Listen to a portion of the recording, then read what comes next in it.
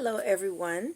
I hope you all are, I trust that you all are taking care of yourselves and your loved ones, staying safe, and practicing all the proper precautions that this time in our lives calls for. It has been proven to make a difference. So wear those masks when you go out, social distance, wash those hands, Purell those hands, hand sanitizer, all that good stuff.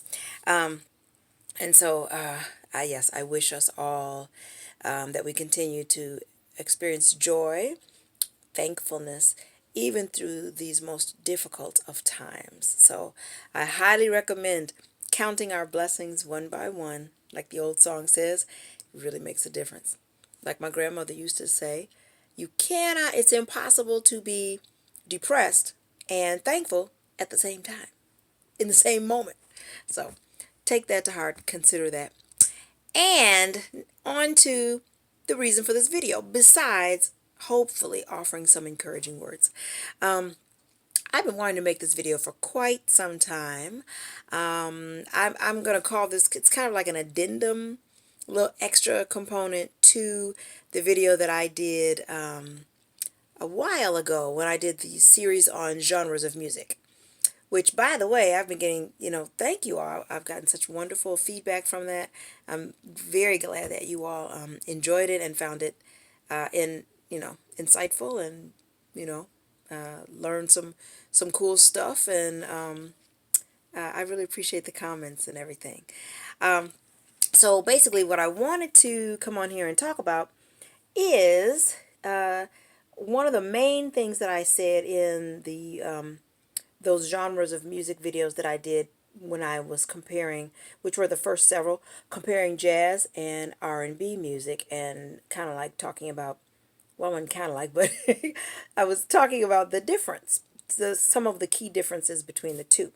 Because as I said in those videos, especially the first couple, two or three, that I wanted to clear up some of the misinformation that some folks have who are not musicians about what is jazz and what isn't jazz. A lot of times people think that if a song is slow, therefore it's a jazz song, as if there aren't fast jazz songs. So I want to address all of that. And one of the main things that I talked about is the fact that the cornerstone of jazz music is its improvisational nature. So with jazz, there's a lot of improvisation, and it's shared throughout the different instruments as well as the lead instrument or singer. Whereas with R&B, the music is pretty steady. That's been set, and I was saying that there's not all of that improvisation that goes on. So after I posted that, and I've been looking at all the wonderful comments and everything, and then I thought, I need to revisit that, which is what I'm doing now.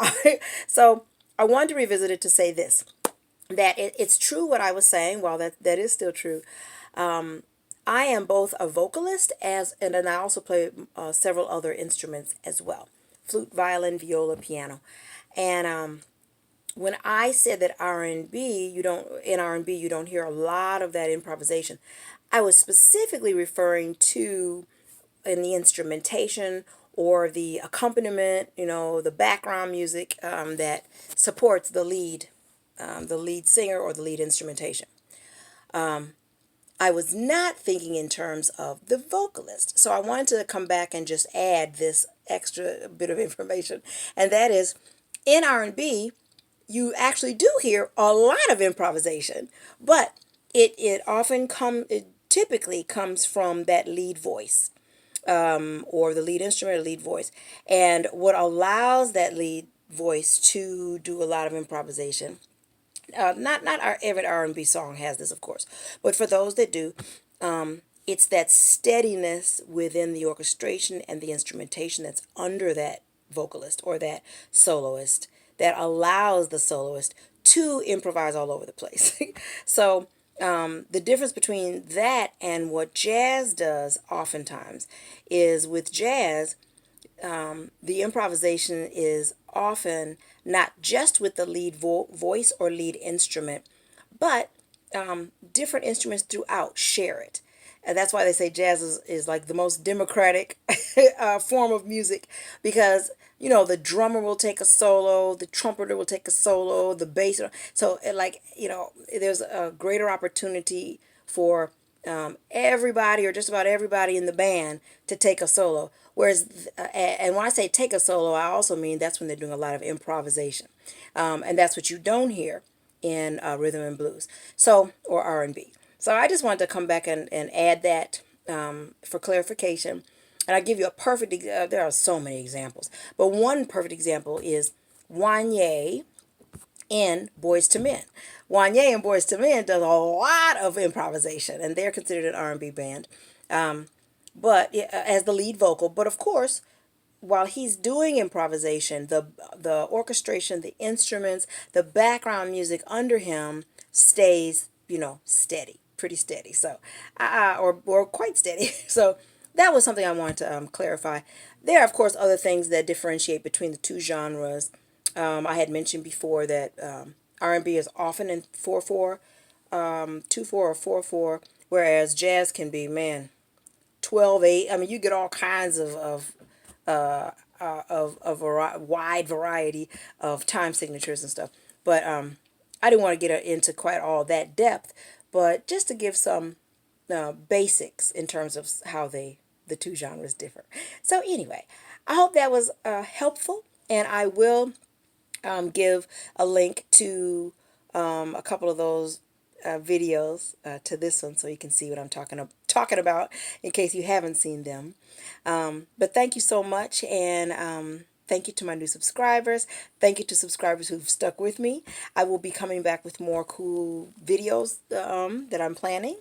And in the meantime, let me know if there's anything you want me to cover. Subscribe, comment below, and give me a thumbs up. And also, let me ask you all this question. What's your favorite type of music? If you have one. I love all types of music. But what's your favorite type of music? What type are you listening to the most? And why? So let me know. Let me know. Share. Anyway, God bless. Take care. Stay healthy. And I'll see you soon. Bye-bye.